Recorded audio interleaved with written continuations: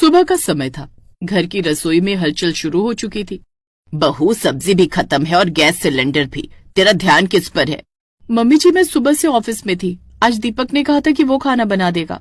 हाय, बेटा खाना बनाएगा क्या? अब तू बेटे से काम भी करवाएगी। औरतें रानी बन जाएं और मर्द रोटियां बेले हैं। माया देवी की आवाज ऊंची हो रही थी। तभी दीपक घर में दाखिल हुआ और सारी बातें सुन ली। माँ, मैंने ही अंजलि से कहा था कि मैं खाना बना लूंगा। इसमें कौन सा अपराध कर दिया? बेटा, घर के काम औरतें करती हैं। हम तो उम्र भर यही करते आए हैं। तो क्या अब भी वही करें जो सालों पहले होता आया था? हम क्यों ना बराबरी से काम करें? माया देवी को ये बात अच्छी नहीं लगी। उन्हें लगा कि उनकी परंपराएं टूट रही हैं। उस दिन उन्होंने मोहल्ले की नीलम से अपनी शिकायत साझा की। नीलम बहन, अब तो बेटा सब्जी लाता है, खाना भी बनाता है। बहू तो जैसे मेहमान बनकर आई है। दीदी, अब यही जमाना है, मर्द भी झाड़ू लगाते दिखेंगे अब तो। गली में बातें बनने लगी। दीपक अब पड़ोस की नजर में घरेलू पति बन गया था, लेकिन उसने किसी बात की परवाह नहीं की। अंजलि, मैं सब जानता हूँ मोहल्ले में क्या हो रहा है, लेकिन जब तक हम एक दूसरे को समझते हैं मुझे फर्क नहीं पड़ता। दीपक, बस मम्मी जी को समझना मुश्किल है। माया देवी के अंदर कुछ खटकने लगा था। उन्हें लग रहा था कि उनका बेटा अब उनकी बातों को पहले जैसा महत्व नहीं देता। माया, बहू बेटा दोनों काम में हाथ बटा रहे हैं, इसमें क्या बुरा है? मर्द को मर्द ही रहने दो राजीव जी। रसोई में उसकी इज्जत नहीं बढ़ती। एक दिन दीपक ने माँ के लिए खाना बनाया, पराठा और खीर। माँ, आपके लिए बनाया है, खाइए ना।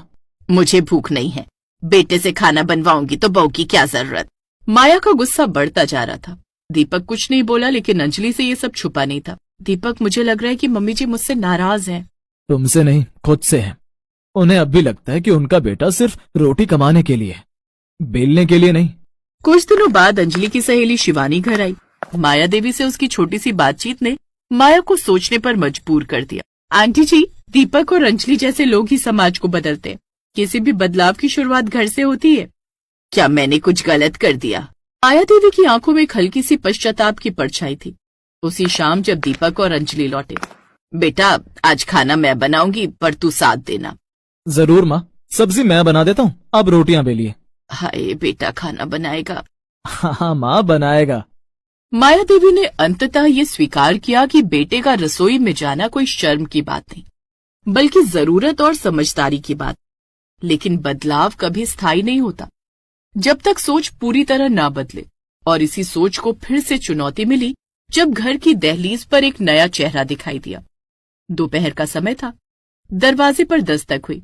नमस्ते आंटी, दीपक है क्या? तुम? मैं रश्मि, दीपक की कॉलेज फ्रेंड। रश्मि, तू यहाँ?